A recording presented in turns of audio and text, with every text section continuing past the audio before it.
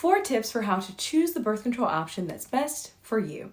When it comes to birth control, the options may seem a bit overwhelming, and picking one out of the several available can feel a bit random. For that reason, here are 4 things to consider when choosing birth control. I'm Dr. Sharis Chambers, a board-certified OBGYN, and I educate any and everyone on topics of reproductive health. If you'd like to watch more videos just like this one, check out my page and be sure to subscribe. Now, let's hop right in. Number 1, the first thing to consider is, what's your medical history? Are there any methods or types of therapy that would make you sicker or even be dangerous for you based on other conditions you have or risk factors that you carry? Some examples include risk of blood clots or a diagnosis of migraines with aura.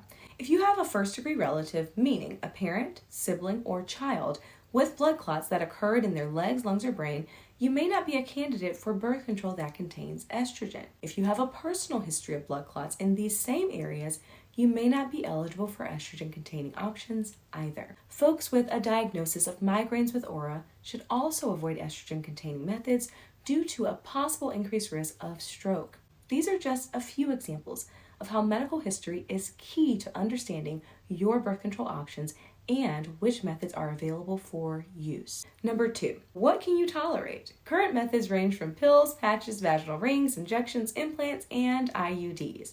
I have some patients who can't tolerate a pelvic exam, so an IUD may not be the best option.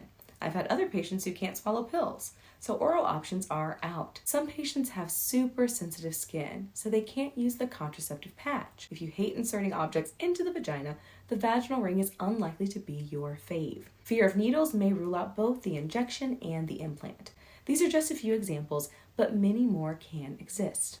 Number 3, what other benefits do you hope to get from your birth control? Hormonal birth control options have many non-contraceptive benefits. These can include improvement of PMS, acne, period flow, and period pain. If you want to see improvement in acne, you'll want to pick a combined method with both estrogen and progesterone, like combined pills. If you hope to have much lighter periods or skip them altogether, progesterone options like the IUD or injection may be better. For PMS, combined pills, especially with drospirenone, have been shown to be most effective.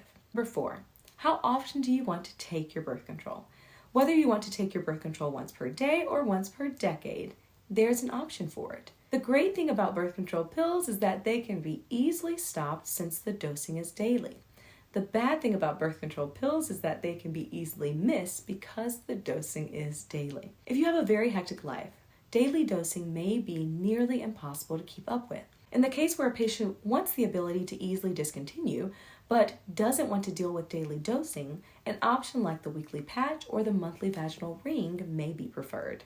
If you're certain that you don't want to be pregnant for the next 3 to 7 years, the hormonal IUD or implant may be best for you. Since there are many options available for birth control, it's important to work with a prescriber who listens to your concerns and considers your unique goals and medical history.